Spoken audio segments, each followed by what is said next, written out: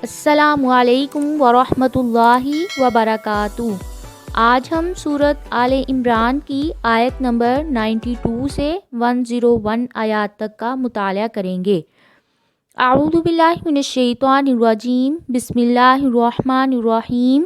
لن ہرگز نہیں، تنالو تم پہنچ سکتے، البرا نیکی کو، حتیٰ یہاں تک کہ تنفقو تم خرچ کرو، مما اس میں سے جو تحبونا تم پسند کرتے ہو، وما تنفقو اور جو تم خرچ کرو گے، من شیئن کوئی چیز، فإن اللہ پس بے شک اللہ تعالی بھی اس کو علیم خوب جاننے والے ہیں۔ یہ آیات سن کر صحابہ کرام کے عمل کی دو مثالیں ہیں۔ حضرت انس رضی اللہ تعالیٰ عنہ بیان کرتے ہیں کہ جب یہ آیت نازل ہوئی تھی تو ابو طلحہ انصاری رضی اللہ تعالیٰ عنہ رسول اللہ صلی اللہ علیہ وآلہ وسلم کی خدمت میں حاضر ہوئے اور عرض کیا، یا رسول اللہ، میری جائیداد میں سے مجھے سب سے محبوب بئروحا باغ ہے جو مسجد نبوی کے عین سامنے تھا۔ نبی کریم صلی اللہ علیہ وآلہ وسلم اس میں تشریف لے جایا کرتے تھے۔ اے اللہ کے رسول، اسے اللہ کی راہ میں صدقہ کرتا ہوں اور اس کے اجر و ثواب کی امید رکھتا ہوں، آپ اس کے بارے میں جو چاہیں فیصلہ فرما دیں۔ اس کے بعد حضرت عمر بن خطاب رضی اللہ تعالیٰ عنہ نے عرض کیا، اے اللہ کے رسول، مجھے خیبر میں سے جو حصہ ملا ہے اس سے بھر کر نفیس مال مجھے آج تک حاصل نہیں ہوا ہے، میں نے ارادہ کیا کہ اسے صدقہ کر دوں۔ آپ صلی اللہ علیہ وآلہ وسلم نے فرمایا، اصل اپنے پاس رکھو اور اس کے پھل کو اللہ کے راستے میں تقسیم کر دو۔ چنانچہ حضرت عمر رضی اللہ تعالیٰ عنہ نے اسے وقف کر دیا۔ کل الطعامی ہر کھانا، کانا تھا، حلن حلال، لبنی اسرائیل بنی اسرائیل کے لیے، اللہ مگر ما جو حرمہ حرام کیا، اسرائیل نے یعنی یعقوب علیہ السلام نے، علی نفسہ اپنے نفس پر، من قبلی اس سے پہلے، ان تنزل یہ کہ اتاری جاتی، التورات تورات، کل کہہ دیجئے، فأتو پس تم لے آؤ، بالتوراتی تورات کو، فتلوہا پس تم پڑھو اسے، ان کنتم صادقین اگر تم سچے ہو۔ اس سے پہلی آیات میں رسول اللہ صلی اللہ علیہ وآلہ وسلم کی نبوت کے اثبات اور دلائل کو پیش کیا گیا تھا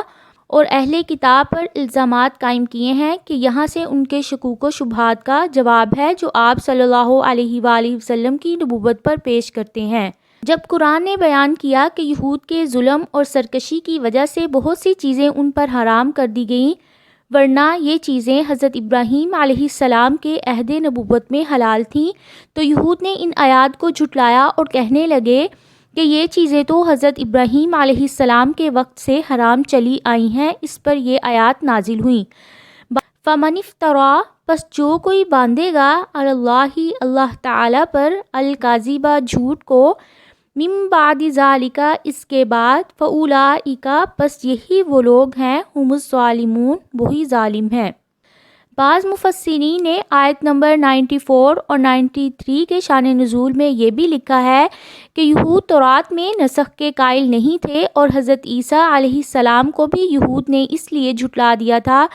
کہ وہ تورات میں بعض حرام کردہ چیزوں کو حلال قرار دیتے تھے، اس لیے انہوں نے قرآن کے ناسخ اور منسوخ پر بھی اعتراض کیا، تو اس کے جواب میں بھی یہ آیات نازل ہوئیں کہ یہ نسخ تو تمہاری شریعت میں بھی موجود تھا، جب تک تورات نازل نہیں ہوئی تھی تو کھانے کی تمام چیزیں تمہارے اوپر حلال تھیں، جن میں اونٹ کا گوشت اور دودھ بھی شامل تھا۔ پھر حضرت یعقوب علیہ السلام ارکن نساء کے مرض میں مبتلا ہوئے تو انہوں نے صحت یاب ہونے پر بطور نظر اونٹ کا گوشت اپنے اوپر حرام قرار دے لیا۔ پھر جب تورات نازل ہوئی تو اس میں اونٹ کا گوشت اور دودھ حرام قرار دے دیا گیا۔ حلال کو حرام قرار دے لینے کی یہ نظر ان کی شریعت میں جائز تھی۔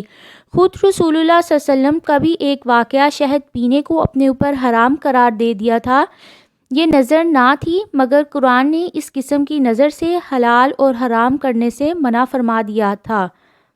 بعض نے یہ بھی لکھا ہے کہ یہود رسول اللہ صلی اللہ علیہ وسلم کی نبوت کے سلسلے میں یہ بھی اعتراض کرتے تھے کہ یہ پیغمبر خود کو ملت ابراہیم کی اتباع کے دعوے دار بتاتے ہیں اور اونٹ کے گوشت کو کھاتے ہیں، حالانکہ یہ گوشت ملت ابراہیم میں حرام ہے۔ تو اس پر بھی یہ آیات نازل ہوئی کہ تورات کے اترنے سے پہلے تو یہ سب چیزیں حلال تھیں، پھر ملت ابراہیمی میں یہ کیسے حرام ہو سکتی ہیں؟ اللہ تعالیٰ نے کہا کہ اگر تم اپنے دعوے میں سچے ہو تو تورات میں کھاؤ، ورنہ اللہ تعالیٰ پر اس قسم کے بہتان گھڑنے سے باز رہو۔ قل کہہ دیجئے صدق اللہ، سچ فرمایا اللہ تعالیٰ نے، فاتبعوا پس تم پیروی کرو، ملت ابراہیم، ابراہیم کی ملت کی، حنیفاً جو یکسو تھے، وما کانا اور نہیں تھے وہ، من المشرکین مشرکین میں سے۔ اللہ تعالیٰ بیان فرما رہی ہیں کہ کھانے کی یہ قسم پہلے حلال تھی، اس کے بعد اسرائیل اور ان کی اولاد پر حرام کر دی گئی تھی۔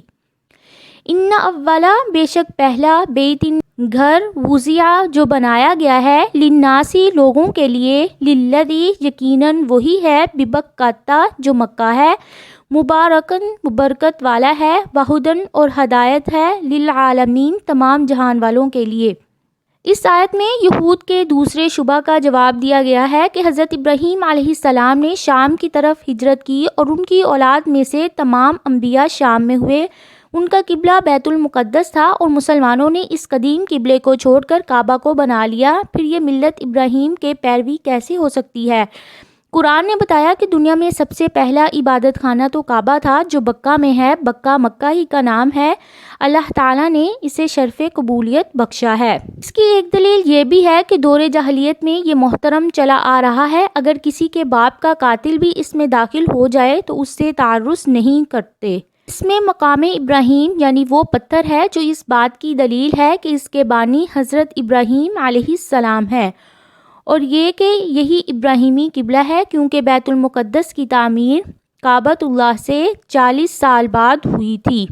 فیہ اس میں آیات نشانیاں ہیں، بشینات واضح، مقام میں ابراہیم مقام ابراہیم ہے، ومن دخلہ اور جو کوئی داخل ہوگا اس میں، کانا وہ ہو گیا، آمیناً امن میں، وللہ اور اللہ تعالیٰ ہی کے لیے ہیں، علی الناسی لوگوں پر، حج البیت بیت اللہ کا حج کرنا، من استطاع جو کوئی طاقت رکھتا ہے، الیہ اس کی طرف، سبیلاً راستے کی، ومن اور جو کوئی کافرہ کفر کرے، فإن اللہ پس بے شک اللہ تعالیٰ، غنیشن بہت بے نیاز ہیں، عن العالمین تمام جہان والوں پر۔ اس آیت میں رسول اللہ صلی اللہ علیہ وآلہ وسلم نے فرمایا کہ اسلام کی بنیاد 5 چیزوں پر ہے، اس بات کی شہادت دینا کہ اللہ کے سوا کوئی عبادت کے لائق نہیں ہے، اور اس کی کہ محمد صلی اللہ علیہ وآلہ وسلم اللہ کے بندے اور اس کے رسول ہیں، نماز قائم کرنا، زکوٰۃ ادا کرنا، حج کرنا اور رمضان کے روزے رکھنا۔ ہر عاقل اور بالغ مسلمان پر جو کعبہ تک پہنچنے کی استطاعت رکھتا ہے، اس پر عمر بھر میں ایک مرتبہ حج کرنا فرض ہے۔ کریم صلی اللہ علیہ وآلہ وسلم سے ایک قبیلے کی ایک عورت تھی، اس نے پوچھا، یا رسول اللہ، اللہ تعالیٰ کا اپنے بندوں پر جو فریضہ حج ہے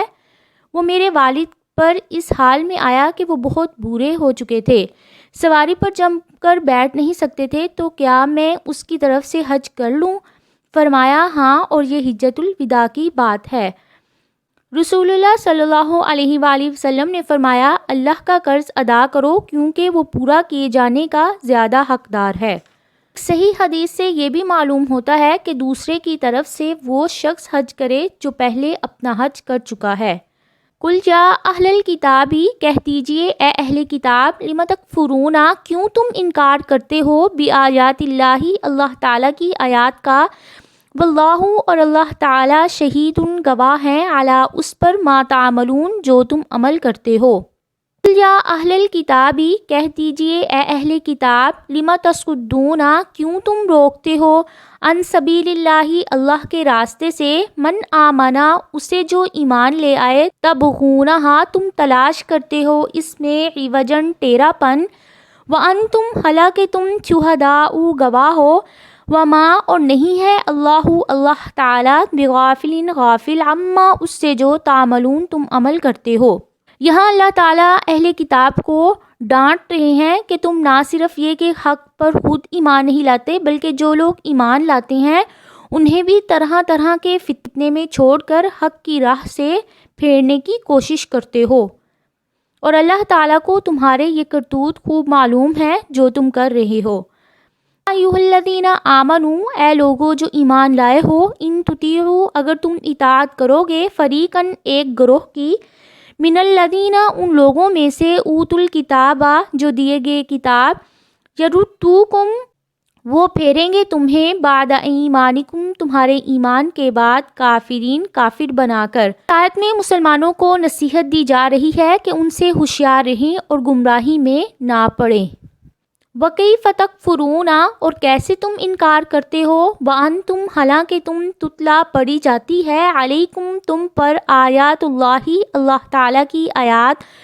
وفیکم، اور تم میں، رسولہ، اس کے رسول موجود ہیں، وَمَن یعتصم، اور جو کوئی تھام لے گا، باللہ، اللہ تعالیٰ کو، فقط، پس تحقیق، ہدیٰ، وہ ہدایت دے دیا گیا، الی صراط مستقیم، سیدھے راستے کی طرف۔ ابن عباس فرماتے ہیں، جاہلیت میں اوس اور خزرج کے درمیان لڑائی ہو رہی تھی، اور ایک دفعہ وہ بیٹھے ہوئے تھے کہ انہوں نے آپس میں جو کچھ ہوا تھا اس کا ذکر کیا تو دونوں غصے میں آ گئے